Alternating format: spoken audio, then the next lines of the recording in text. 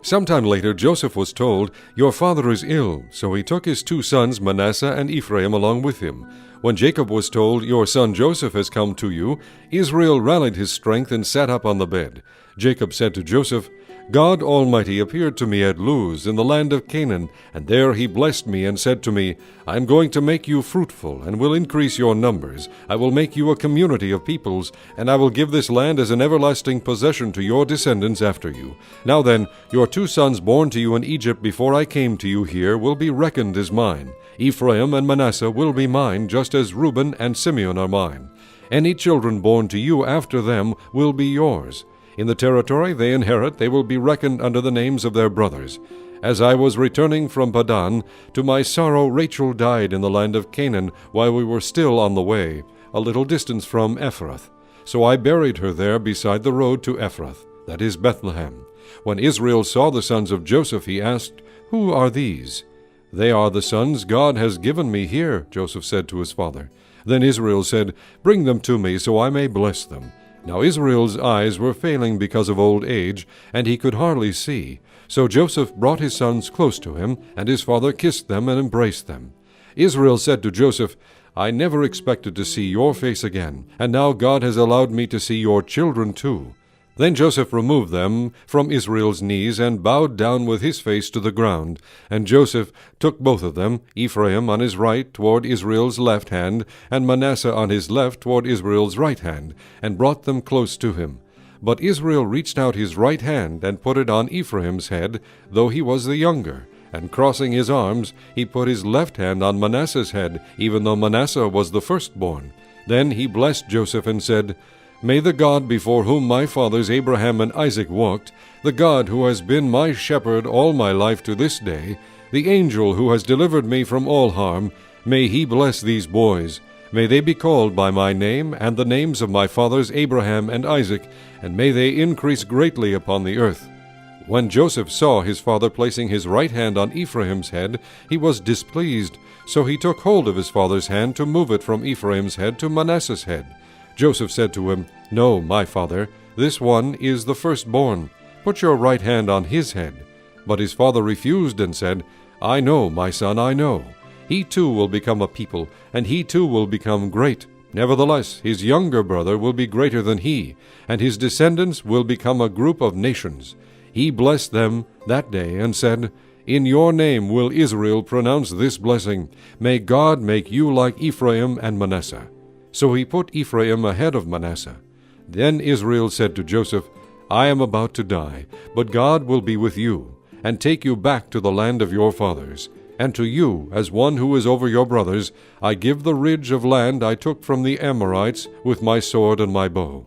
Then Jacob called for his sons and said, Gather around, so I can tell you what will happen to you in days to come. Assemble and listen, sons of Jacob. Listen to your father Israel. Reuben, you are my firstborn, my might, the first sign of my strength, excelling in honor, excelling in power.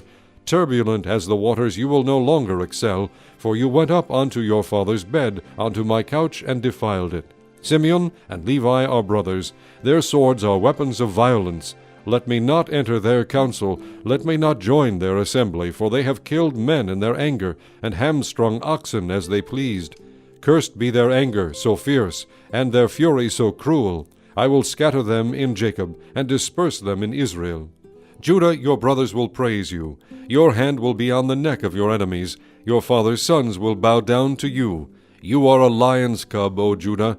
You return from the prey, my son. Like a lion he crouches and lies down, like a lioness. Who dares to rouse him? The scepter will not depart from Judah, nor the ruler's staff from between his feet, until he comes to whom it belongs. And the obedience of the nations is his. He will tether his donkey to a vine, his colt to the choicest branch. He will wash his garments in wine, his robes in the blood of grapes. His eyes will be darker than wine, his teeth whiter than milk. Zebulun will live by the seashore and become a haven for ships. His border will extend toward Sidon. Issachar is a raw-boned donkey lying down between 2 saddlebags. When he sees how good is his resting place and how pleasant is his land, he will bend his shoulder to the burden and submit to forced labor.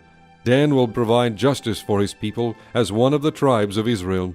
Dan will be a serpent by the roadside, a viper along the path that bites the horse's heels so that its rider tumbles backward. I look for your deliverance, O Lord. Gad will be attacked by a band of raiders, but he will attack them at their heels. Asher's food will be rich. He will provide delicacies fit for a king. Naphtali is a doe set free that bears beautiful fawns. Joseph is a fruitful vine near a spring whose branches climb over a wall. With bitterness archers attacked him. They shot at him with hostility.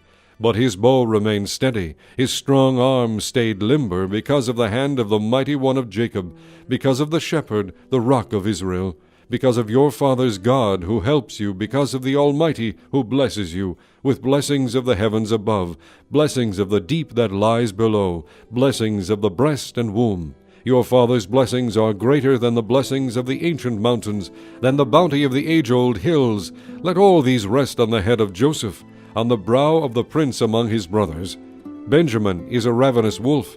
In the morning he devours the prey, in the evening he divides the plunder. All these are the 12 tribes of Israel, and this is what their father said to them when he blessed them, giving each the blessing appropriate to him. Then he gave them these instructions. I am about to be gathered to my people.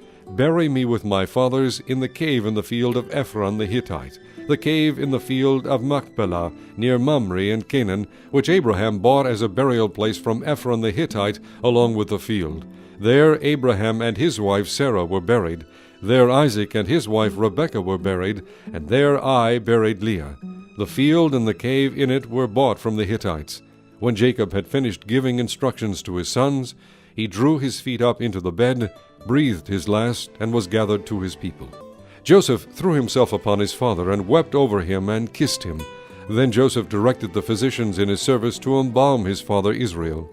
So the physicians embalmed him, taking a full 40 days, for that was the time required for embalming.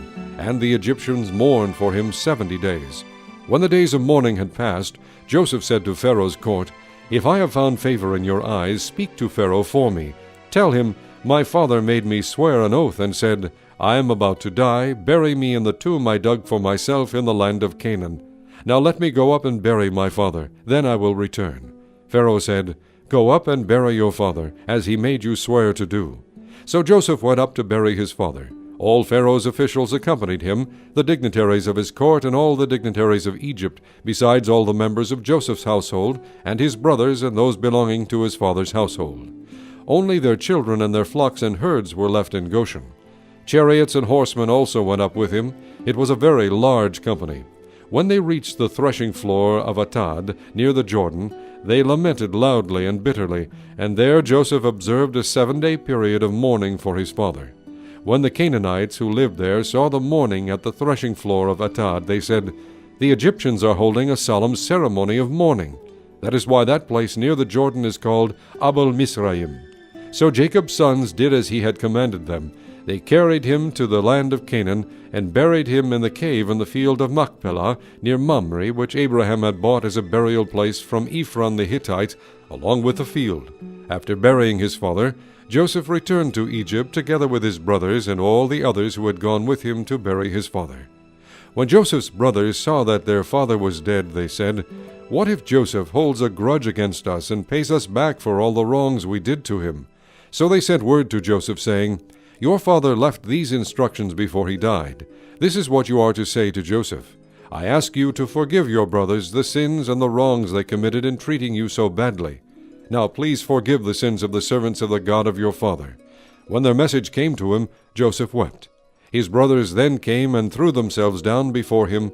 We are your slaves, they said. But Joseph said to them, Don't be afraid. Am I in the place of God? You intended to harm me, but God intended it for good to accomplish what is now being done, the saving of many lives. So then, don't be afraid. I will provide for you and your children. And he reassured them and spoke kindly to them. Joseph stayed in Egypt along with all his father's family. He lived 110 years and saw the 3rd generation of Ephraim's children. Also the children of Machir, son of Manasseh, were placed at birth on Joseph's knees. Then Joseph said to his brothers, I am about to die, but God will surely come to your aid and take you up out of this land to the land he promised on oath to Abraham, Isaac, and Jacob.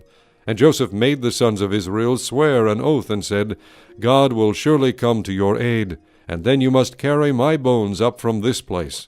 So Joseph died at the age of 110, and after they embalmed him, he was placed in a coffin in Egypt.